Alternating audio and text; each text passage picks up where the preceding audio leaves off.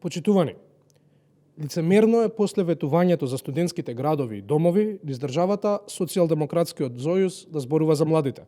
Ниту со прст не мрдна, ниту еден проект не реализираа за младите. Единствено одредени млади купуваат трговски центри, а останатите си заминуваа. Социјалдемократскиот сојуз ги остави младите и студентите понижени и посрамотени, откако им ветуваа брда и долини на истите. Од студентски градови и домови до покачени стипендии и подршка, не само што ништо не исполнија, туку и дел од овие ветувања ги укинаа. Затоа младите и не им даваат подршка на Социјалдемократскиот сојуз. И јасно ќе го повторат тоа на престојните локални избори.